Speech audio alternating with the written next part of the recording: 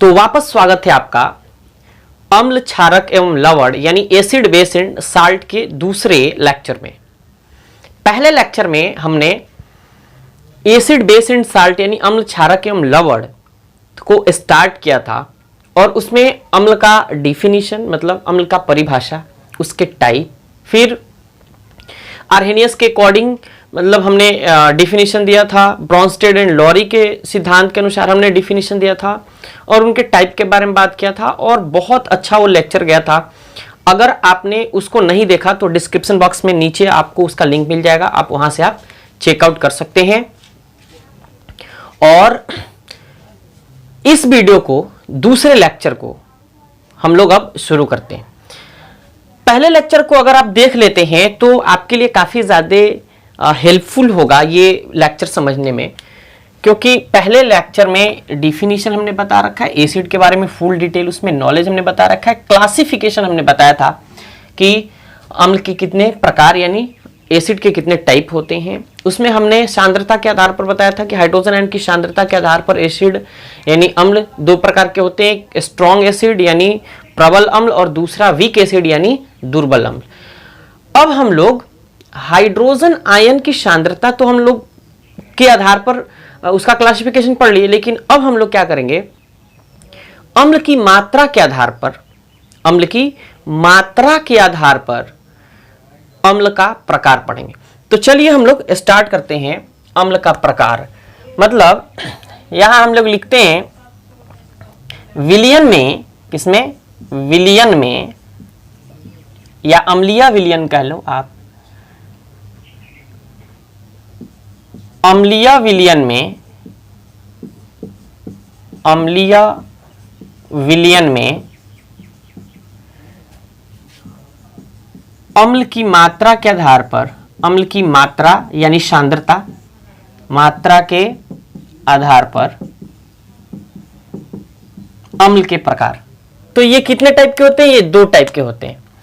एक होता है सांद्र अम्ल, सांद्र अम्ल, और दूसरा होता है तनु अम्ल।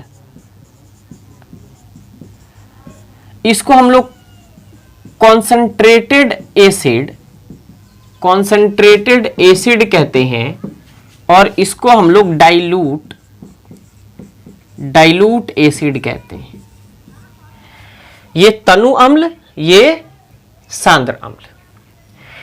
सांद्र का यानी कॉन्सेंट्रेटेड का मतलब यह है कि उसमें अम्ल की मात्रा थोड़ी ज्यादा होगी, मतलब ज्यादा होगी, और तनु का मतलब यह है कि भोजपुरी में कहें तो तनीय सा, मतलब थोड़ा सा अम्ल की मात्रा होगी। तो डिफिनेशन क्या लिखेंगे?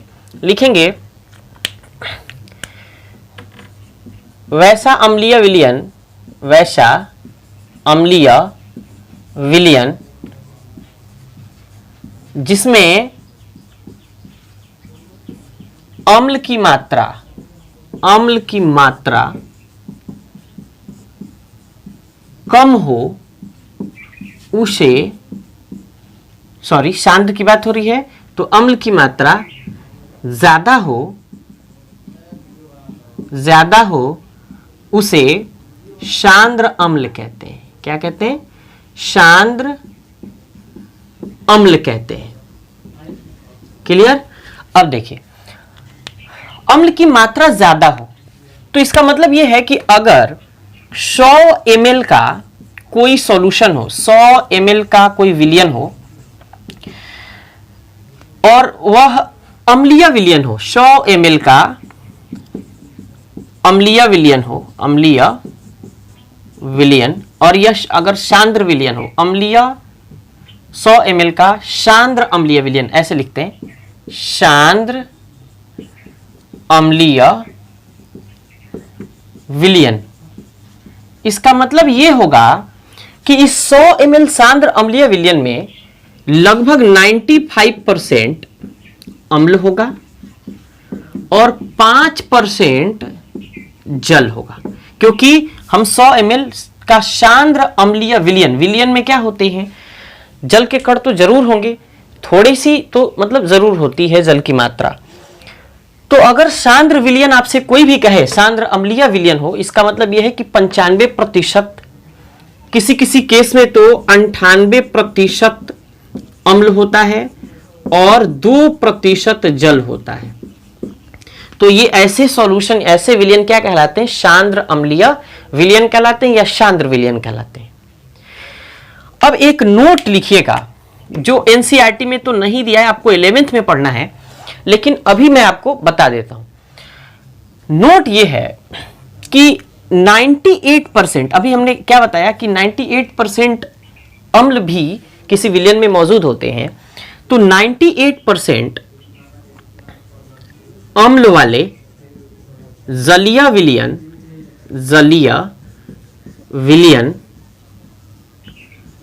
को स्टॉक सॉल्यूशन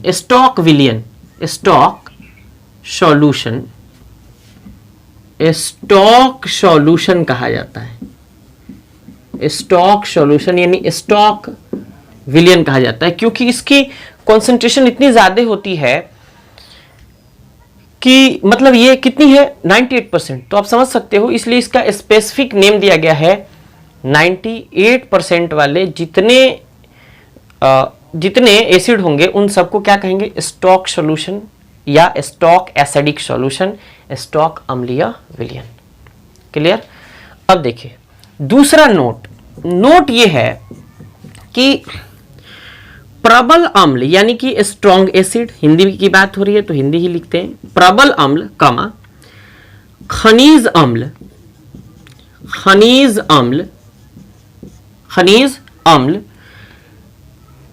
क्या होते हैं? सांद्र अम्ल होते हैं। ये सब एक दूसरे से क्या है? रिलेटेड है। अगर हम दूसरे एग्जाम्पल की अगर हम बात करें तो ऐसे भी आप ये समझ सकते हैं कि मान के चलिए नाइट्रिक एसिड HNO3, जिसको क्या कहते हैं? नाइट्रिक एसिड यानी नाइट्रिक अम्ल का एक जलीय विलयन है। तो इसमें अगर 98% HNO3 यानी नाइट्रिक एसिड और 2% अगर वाटर हो, 2% वाटर हो, तो हम लोग इस सॉल्यूशन को स्टॉक सॉल्यूशन कहेंगे और इसी सॉल्यूशन को यानी इसी विलयन को हम लोग सांद्र अम्लीय विलयन भी कहेंगे या सांद्र विलयन भी कहेंगे, या इसी विलयन को हम लोग प्रबल अम्लीय विलयन या इसी को खनिज अम्ल यानी मिनरल एसिड भी कह सकते हैं। क्लियर? अब देखिए नोट एक और लिखिएगा कि HNO3 यानी नाइट्रिक एसिड का अम्लीय विलयन और कैसा? सांद्र। तो यहां लिख लेते हैं, पहले ही सांद्र लिख लेते हैं। सांद्र HNO3 का अम्लीय विलयन स्ट्रॉन्ग ऑक्सीडाइजिंग एजेंट यानी कि प्रबल ऑक्सीकारक। आपने ऑक्सीकारक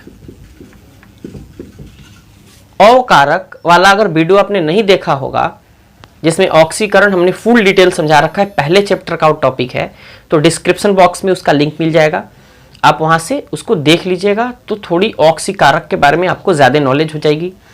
हाँ, एक रिक्वेस्ट आपसे ये है कि अभी तक का आपको लेक्चर कैसा लग रहा है, इसके अकॉर्डिंग अगर आपको अच्छा लग रहा है तो वीडियो को लाइक कर दीजिए, और चैनल पे पहली बार अगर आए हैं तो चैनल को सब्सक्राइब करके बेल आइकन को जरूर प्रेस करिएगा। तो चलते हैं अब हम आगे। मतलब ये स्ट्रॉन्ग ऑक्सीडाइजिंग एजेंट यानी प्रबल ऑक्सीकारक होते हैं। क्लियर? अभी इसकी बात हम करेंगे HNO3 की, जैसे केमिकल रिएक्शन आएगा तो इसके बारे में थोड़ी ज्यादा हम बात करेंगे। तो ये रहा आपका सांद्र अम्ल। अब हम लोग तनु अम्ल की बात करेंगे। तनु अम्ल का डिफिनीशन अगर हम लोग लिखें तो यहां हम लोग लिख लेते हैं दूसरा, तनु अम्ल। क्या है? तनु अम्ल। इसको डाइल्यूट एसिड कहते हैं, अभी हमने लिखा था। तो डिफिनीशन क्या लिखेंगे? लिखेंगे वैसा अम्लीय विलयन। आप लोग जैसे मैं बोल रहा हूं वैसे आप लिख लीजिएगा। वैसा अम्लीय विलयन जिसमें अम्ल की मात्रा कम हो, यहां ज्यादा की जगह केवल कम कर देना है, कम हो, उसे तनु अम्लीय विलयन या तनु विलयन कहते हैं। एग्जाम्पल की अगर बात करें तो कम का, यहां ज्यादा का मतलब 95%, 98%। अब कम का मतलब यह है कि अगर इसी नाइट्रिक अम्ल या सल्फ्यूरिक अम्ल की बात कर लेते हैं, पहले नाइट्रिक अम्ल की, अगर हम तनु नाइट्रिक अम्ल की बात करें, तनु नाइट्रिक अम्ल लिखें तो हम लोग क्या लिखते हैं? इसके लिए सिंबल ऐसे लिखते हैं, तनु डॉट HNO3। तो तनु HNO3 यानी तनु नाइट्रिक अम्ल का मतलब यह है कि इस तनु नाइट्रिक अम्ल के विलयन में 2 से 5% या 2% लिख लो, 2% HNO3 यानी नाइट्रिक अम्ल है, और 98% जो है ये क्या है? वाटर है। समझ गए? अब देखिए, अगर हम बात करें तनु सल्फ्यूरिक अम्ल की, तनु सल्फ्यूरिक अम्ल यानी H2SO4, तो इसका मतलब यह है कि इसमें 5% तक H2O होगा, 5% तक H2SO4 होगा, और लगभग 95% तक H2O होगा। तो ये क्या है? तनु सल्फ्यूरिक अम्ल है। अब सबसे अहम बात एक और, कि अगर ये सांद्र अम्ल है यानी कॉन्सेंट्रेटेड एसिड है, तो इसको सिंबॉलिकली कैसे रिप्रेजेंट करते हैं, इसके लिए भी हमने वीडियो बना रखा है, आपको डिस्क्रिप्शन बॉक्स में लिंक मिल जाएगा। केमिकल रिएक्शन एंड इक्वेशन पहले ही चैप्टर का हमने शायद दूसरा या तीसरा लेक्चर बना रखा है, रासायनिक संकेत का। तो अगर सांद्र अम्ल को आपको रिप्रेजेंट करना है, तो सांद्र अम्ल जैसे कह दे कि सांद्र अम्ल को रिप्रेजेंट करना है, तो आप कहिएगा CONC, कॉन्सेंट्रेटेड से CONC यानी 4 ये वर्ड CONC लिख करके, और अगर हम डॉट ऐसे बना देते हैं तो ये कॉन्क कहलाता है। क्या कहलाता है? कॉन्क कहलाता है। तो कॉन्क कहलाता है, तो ये हिंदी में सांद्र कहेंगे और इसी सांद्र को अंग्रेजी में कॉन्क कहेंगे। तो ये आपका तनु विलयन मतलब तनु अम्ल भी हो गया, सांद्र अम्ल भी हो गया। पहले इसको लिखिए, फिर हम आगे की बात करते हैं। तो अब हम आगे की बात करते हैं। अगर मान के चलिए आपसे ये कह दे कि आपको क्या लिखना है, सांद्र सल्फ्यूरिक अम्ल लिखना है, सांद्र सल्फ्यूरिक अम्ल लिखना है, तो आप कैसे लिखेंगे? आप क्या करेंगे? ऐसे सांद्र लिखेंगे, और फिर सल्फ्यूरिक अम्ल का अगर केमिकल फॉर्मूला, रासायनिक सूत्र अगर मालूम हो, तो हम उसके लिए क्या लिखेंगे? H2SO4 ऐसे लिखेंगे। या अगर आपको अंग्रेजी में लिखना है तो हम कैसे लिखेंगे? लिखेंगे कॉन्क CONC और फिर H2SO4। अगर वही आपसे कह दे कि तनु नाइट्रिक अम्ल लिखना है या कोई भी अम्ल लिखना है और तनु कह दे, तो आप ऐसे लिखेंगे तनु हिंदी में, और उसके बाद नाइट्रिक अम्ल का रासायनिक सूत्र अगर आपको मालूम है HNO3, तो आप लिख लेंगे। अगर आपको अंग्रेजी में लिखना है तो इसको हम लोग कैसे लिखेंगे?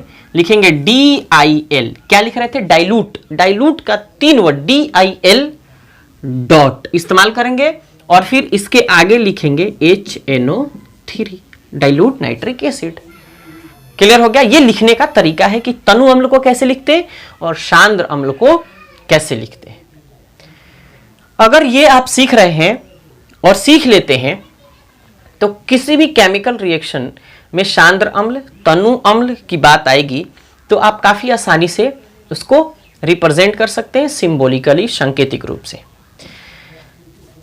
तो ये आपका तनु अम्ल सांद्र अम्ल कंप्लीट हो गया। तो आज की इस वीडियो में हम लोग इतना ही रहने देते हैं, क्योंकि अगर वीडियो लंबा हो जा रहा है तो आप लोग उसको देखना पसंद नहीं कर रहे हैं।